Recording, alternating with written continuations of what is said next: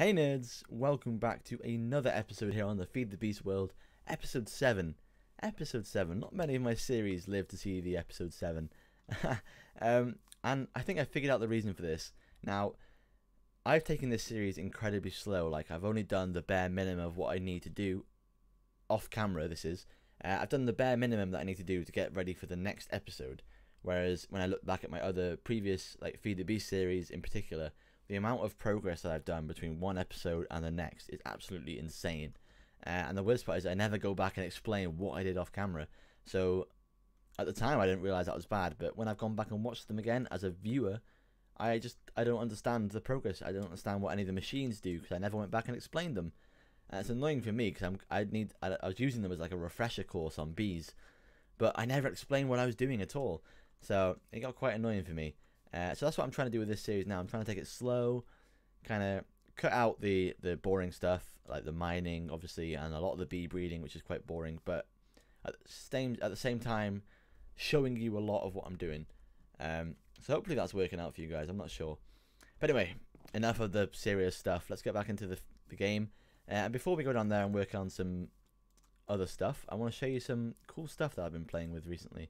And that is OpenBlocks. Now, OpenBlocks is a mod that adds some incredibly fun things. Obviously, you've already seen me use it a little bit with the elevator blocks, but they add a bunch more stuff. Look at all this stuff, and these are things that you would never think that they'd be useful until you need them or until you start playing with them. And I mean, some of them really don't have much of a use at all, especially the thing I'm about to show you now, which is the hang glider. Really has no use really, apart from being insanely cool. Look at this. We can fly around any way we want, as long as we are higher than where we're trying to fly to. There's no way to go. I don't think there's any way to go up and down in this. Oh, I pushed Q, I dropped on the floor. There it is. I was trying to experiment with the controls a bit there. I swear there used to be a way that you could kind of angle it a little bit to go up, but no more. You can hold shift to make it go a little bit faster. But yeah, so that's one incredibly cool thing. Let me get past this wire here.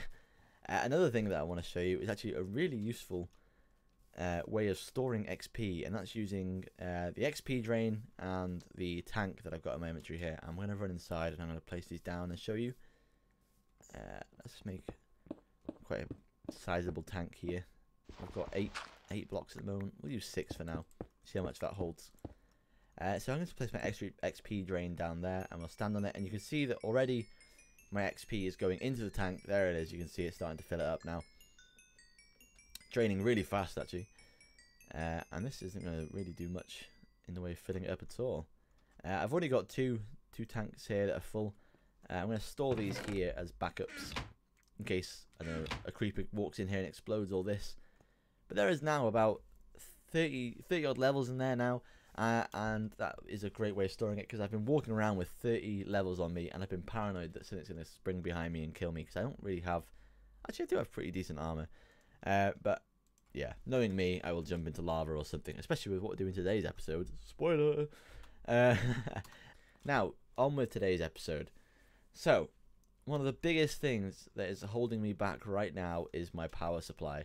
It's just simply too much effort to keep it running. Because all the coal, I've got to keep it constantly supplied with this charcoal. I've got to keep this running here. Then I've got to take all these and I've got to run inside here and smelt them all down in my giant furnace array thing. And it's just zapping all of my time. It's such a nuisance. So in order to do this, we're going to put up a temporary power supply until our bees are ready. And we're going to be using the power of lava. So we're going to be using a geothermal generator.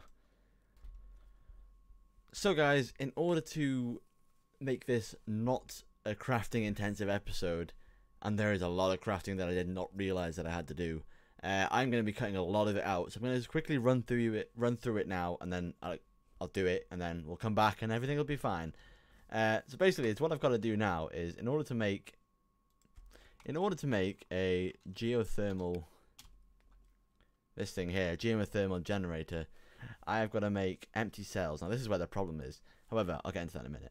First of all, I've got to make myself a generator, and I need some of these iron plates, which isn't a bigger problem, but it's still a hassle. To get these, I have to make this. So that's 4 iron for them.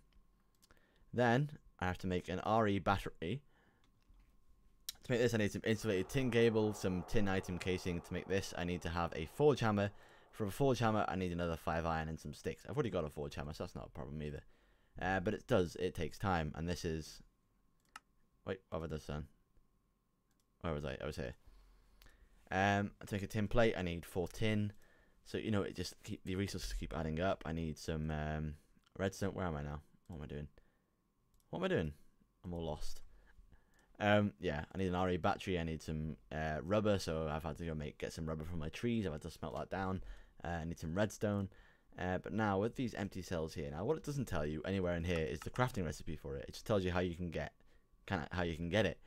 You can get it from a compressed air cell. Okay, so how do you make a compressed air cell? Oh, you get an empty cell and you compress it. So that's no help at all. So I had to go onto the Feed the Beast Wikipedia page to check how you make it. I'm just going to sleep quickly. And in order to make it, you need to have a machine called what was it called? A metal former. This thing here. And now this thing is a pain in the bum to make. So I need 3 coils. 3 coils involve an insulated copper cable. I have no more copper left anymore, and I've only made 1 coil. We need a toolbox, which is bronze, which is again more copper. Somewhere. For some reason the recipes are all bugged out. It doesn't tell you to make certain recipes.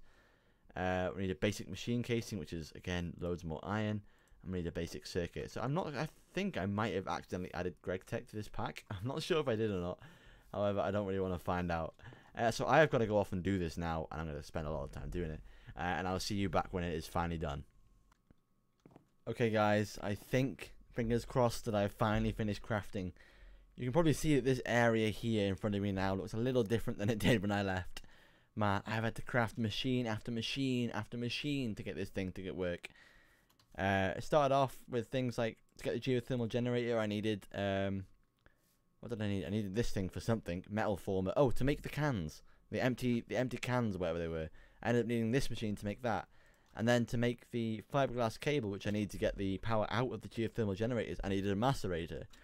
And then I built this thing by mistake because in order to make the diamond dust, I needed to make one of these things, just one. I had to put it in a grinder. At least that's what I thought. So I built this thing. Turns out it was the wrong grinder. There's more than one apparently. So in the end, I just built a macerator. I built these energy bridges and converters just in case to try and mean that so that I'm getting all ahead of myself. I built the energy bridges so that I wouldn't have to build a generator. But in the end, I needed the glass fiber cable to do that, so I could connect them. And I couldn't build the glass fiber connector without building a macerator. So I just thought. And then I couldn't power the macerator because I couldn't convert it without using the macerator, and it just got a big mess. But I think I've finally got everything done. So I'm going to start setting it up now. And to do this, we're going to start building the structure, or not the structure, that's the wrong word. We're going to start building the base where we want it to be built. That's probably a better word for it. And we want an underground base full of like tunnels like this, corridors like this. And they will look better than this. They won't just be stone walls and stuff. But for now, that's what they're going to be. So we're going to place this stuff down in this room. This is going to be like the power room for now anyway. Obviously we can move it. That's the wrong place. Obviously we can move it around at a later date. However, for now, this is where we're going to build it. Now I should have these things here.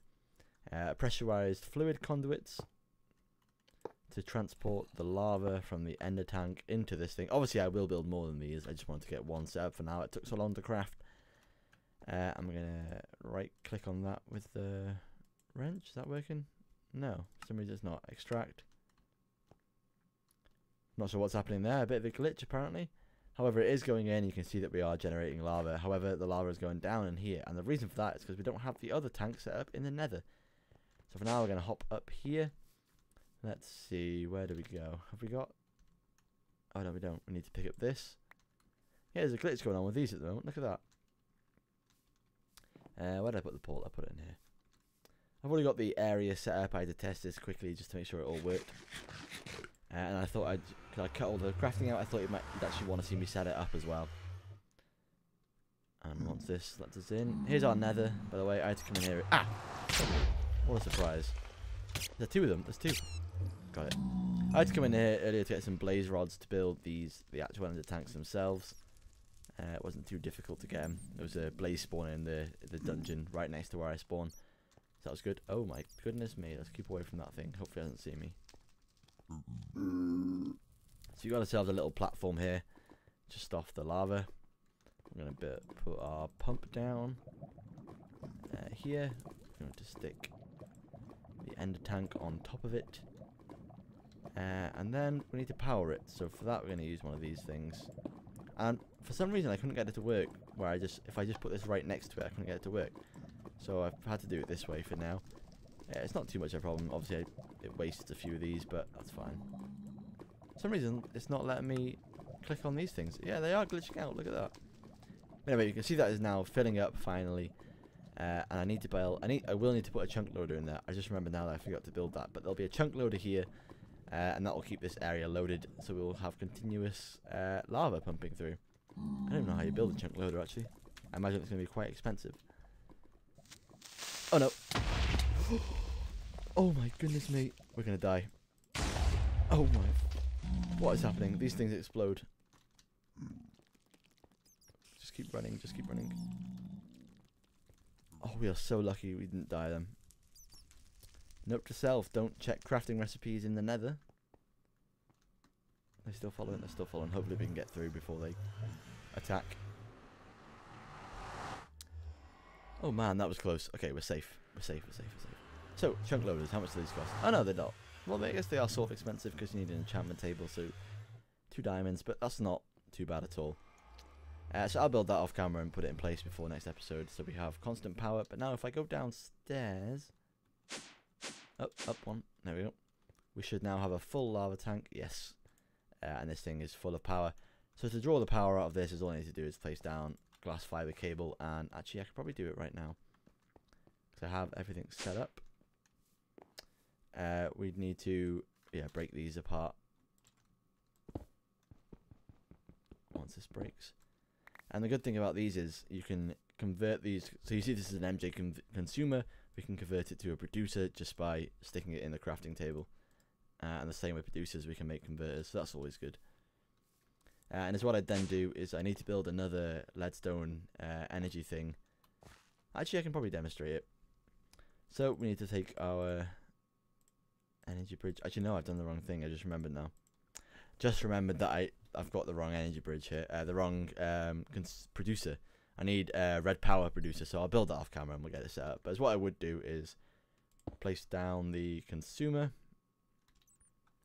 place down the energy bridge, and I would place down the MJ producer, but we don't need that at the moment. And you can see here we've got whatever IC2 power coming in at 20 EU a tick, and this will be ticking down. So we've got it all working. I just need to build a few more of these, which I will do before the next episode, and we'll get some kind of power array going on here. And eventually we will replace this with the bees, because that is fully sustainable, whereas this I have to keep moving the pump for lava. So I will see you in the next episode. It's been a bit of a long one today, especially for me. I spent hours crafting, and I will see you then. So goodbye, guys.